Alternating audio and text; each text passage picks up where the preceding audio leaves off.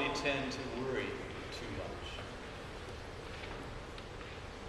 Mostly about petty stuff that doesn't matter, but from time to time I've been worried about something else that really does matter. And the other night I sat down to watch a video that I'd seen once before, and it brought back all that worry. It's a marvelously done video by ABC News entitled Earth 2100, a date less than 90 years from now. The video's subtitle is, "To change our future, first we must imagine it." To change our future, first we must imagine it. And so I sat down to do some imagining. There I was about to take a time capsule trip through to the end of the 21st century to view one possible future for the planet we live on. In fact, right now, let's all imagine ourselves distant time travelers hurtling by news clip montage through that tumultuous 21st century. The video begins in the voice of the fictional character, Lucy, born in June of 2009. Today she's not even 3 years old, but he or she is with us. News clips from that era flash across the screen of our video. Things don't look so bad. We see the newly elected mega candidate Barack Obama warning of the coming energy shortage. Alternative energy investments are revving up at an impressive rate. Hybrid cars seem to be catching on. Solar panels and wind farms are no longer an unusual addition to our landscape. Lucy's family is happy in their suburban Miami home. But even then, we see in retrospect, Mother Earth is always one step ahead of us. In those days, back in 2009, the weather was increasingly erratic. Hurricane Irene hit in 2011. Flowers were blooming earlier. Migratory birds were changing their habits. And in August of 2014, that became known as the Summer of the Dragonfly infestation. Not too long after that, gas prices tripled and people began fleeing the suburbs for the inner city to save on commuting costs. Food prices arose as well, and the occupied grocery store movement rapidly spread on YouTube, thanks for being going, and Costco as well. As gas prices increased, the government responded, authorizing dozens of more coal-burning energy plants to bring down both the gas prices and voter discontent. While most people just went about their daily lives as if everything was pretty normal. Our narrator Lucy would soon get married, raise a family, and start a career.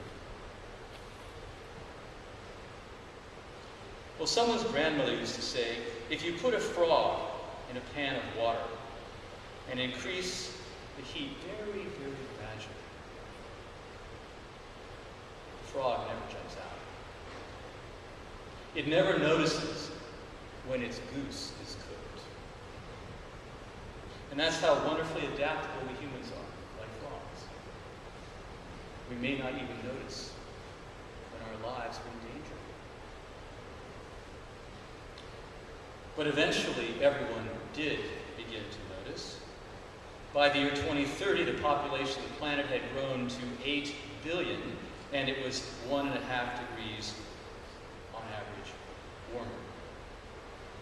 2/3 of the world's population were running out of water. The glaciers were fast disappearing, and the American Southwest was fast becoming a desert. And millions of Africans began migrating en masse into Europe. In early 2040, our own border fences could not contain the stream of desperate refugees from Mexico. The evening news showed the Border Patrol firing randomly into the crowd as the entire border area descends into chaos. By 2070, sea levels had risen, Florida was underwater, Bangladesh was completely gone. Then to the as Siberia began to thaw, methane began escaping from the buried plants underneath the tundra, releasing a pollutant many times more powerful than carbon dioxide. Within 10 years, Greenland would collapse, inundating the entire coastal areas of the whole world. Shortly thereafter, a nor'easter hit the east coast and the entire city of New York was inundated. Then one day, the entire information grid simply broke down. No internet. The U.S. government began to disappear. Civil society began to evaporate. And the new Dark Ages had begun. The Roman Colosseum, the pyramids of Egypt, and Yankee Stadium. All monuments to a lost time of former World War. The movie doesn't get a whole lot better from there. I'm going to spare you the details. But there are some bits of good news here.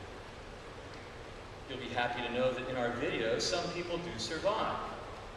Lucy survives. She's narrating the video. Civilization like medieval enclaves would persevere and eventually, perhaps centuries later, regenerate into a new golden age, perhaps like the one we're living in now, you and me, right here.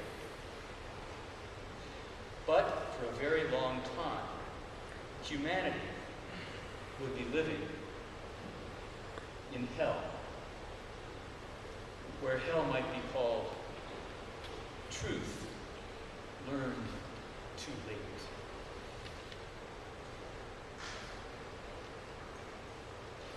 But there's another bit of good news. It's just a video. That's just one possible future. We are not in hell yet. But are we turning up that heating pan on our unborn grandchildren? Well, those of you who know me well know that I tend to worry. And I'm a little worried about